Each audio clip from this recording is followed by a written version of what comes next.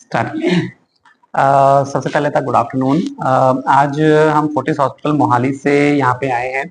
ये जो हमारी प्रेस कॉन्फ्रेंस है ये कुछ नई टेक्निक्स, कुछ नई सर्जरीज जो हमने अपने हॉस्पिटल में परफॉर्म करी हैं, खासकर जो यूरोलॉजिकल कैंसर्स होते हैं, किडनी के कैंसर्स होते हैं, उनके लिए परफॉर्म किए हैं, उसके बारे में जानकारी देने के लिए हम यहाँ आए हैं। यूरोलॉजी में जो कैंसर्स होते हैं, पेशाब के जो भी हमारा तंत्र है, जिसमें किडनी के अंदर कोई कैंसर हुआ या प्रोस्टेट में कोई कैंसर हुआ या फिर हमारा पेशाब की थैली में कोई कैंसर हुआ, उसके आज की तारीख में जितने भी ऑपरेशंस हैं वो हम एक नई टेक्निक यानी कि रोबोटिक सर्जरी के माध्यम से कर रहे हैं।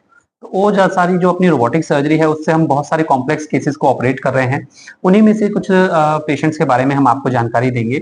एक हमारी पेशेंट हैं जो 56 ईयर ओल्ड 56 साल के पेशेंट हमारे पास आए, जिनका आज से 6 साल पहले 2018 में किडनी ट्रांसप्लांट हुआ था और उसके बाद उनको जो प्रीशियस किडनी थी, जो ट्रांसप्लांट किडनी थी, उस किडनी के अंदर उनको 3 सेंटीमीटर का एक ट्यूमर डेवलप हो गया।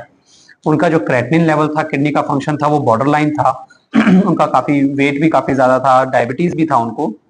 और हम देख सकते हैं कि इसके अंदर हमारी जो किडनी है, इसमें ऊपर की तरफ एक बड़ा सा ट्यूमर यहाँ पे डेवलप हुआ है।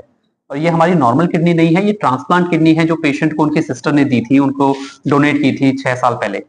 सो हमने इनके लिए ऑपरेशन प्लान किया। नॉर्मली जब इसको नॉर्मल तरीके से ऑपरेशन किया जाता है तो इसके अंदर पूरी किडनी रिमूव की जाती है और वो पूरी किडनी निकालने के बाद पेशेंट को दोबारा से डायलिसिस पे जाना पड़ता है। कम से कम 2-2.5 साल तक डायलिसिस पे रहना पड़ता है। उसके बाद उनको दोबारा ट्रांसप्लांट की जरूरत पड़ती है।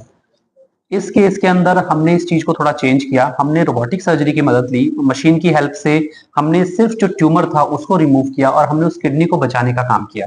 सो हमने अपनी पूरी पोर्ट प्लेसमेंट, हमारी जो टेक्निक थी उसको मॉडिफाई किया और एक नई सर्जरी जिसको हम कहते हैं रोबोटिक पार्शियल नेफ्रेक्टमी, वो सर्जरी परफॉर्म की। इस सर्जरी के अंदर आप देख सकते हैं कि हमने जो ट्यूमर है उसको हमने रिमूव किया और जो हमारी किडनी थी उसको हमने बॉडी के अंदर ही सेव कर लिया।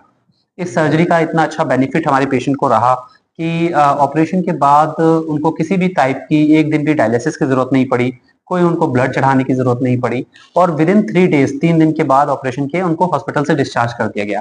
आज इस ऑपरेशन को हुए कम से कम 6 महीने से ज्यादा समय हो चुका है और वो आज अपनी कैंसर फ्री लाइफ बहुत ही नॉर्मल तरीके से अपनी ट्रांसप्लांटेड किडनी के साथ जी रहे हैं। उनका क्रेटिनिन लेवल सब कुछ नॉर्मल स्टेबल है।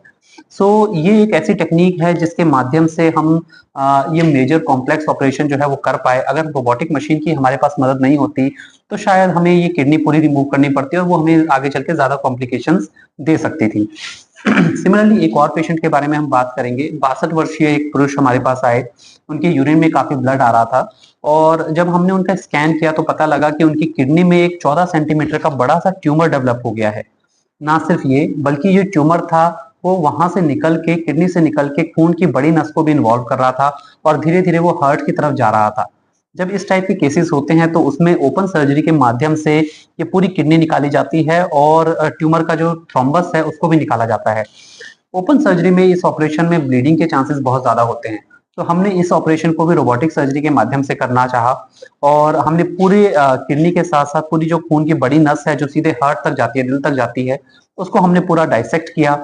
उसको हमने 3 जगह पे उसका कंट्रोल लिया, उसको ब्लॉक किया और उसके बाद हमने उस बड़ी नस को ओपन करके उसमें से ट्यूमर रिमूव किया और उस बड़ी नस को हमने रोबोटिक सर्जरी के माध्यम से, मशीन की हेल्प से ही रिपेयर किया और उसको कम्प्लीटली पूरा ऑपरेशन जो है वो मशीन की हेल्प से कंप्लीट किया। इस ऑपरेशन में जहां हम ओपन सर्जरी में कहते हैं लगभग लगभग 800 ml से 1 लीटर के आसपास ब्लड लॉस होता है, रोबोटिक माध्यम से जब ये ऑपरेशन हुआ तो इसमें हमें मुश्किल से 200 ml ब्लड लॉस हुआ।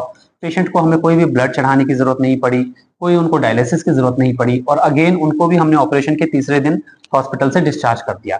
आज ये पेशेंट भी अपनी नॉर्मल लाइफ जो है वो कैंसर फ्री लाइफ अपनी जी रहे हैं और कंप्लीटली इन सारी टेक्निक्स का बेनिफिट जो है वो उठा रहे हैं।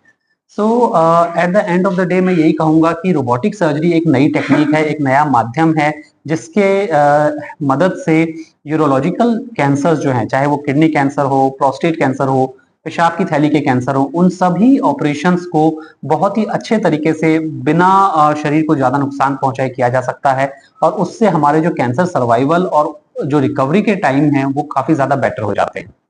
धन्यवाद। रोबोटिक सर्जरी की कॉस्ट जो है वो नॉर्मल सर्जरी के मुकाबले लगभग 1 से 1.5 लाख रुपए ज्यादा है। क्योंकि डेफिनेटली मशीन अपने आप में कुछ उसकी कॉस्ट एक्स्ट्रा आती है।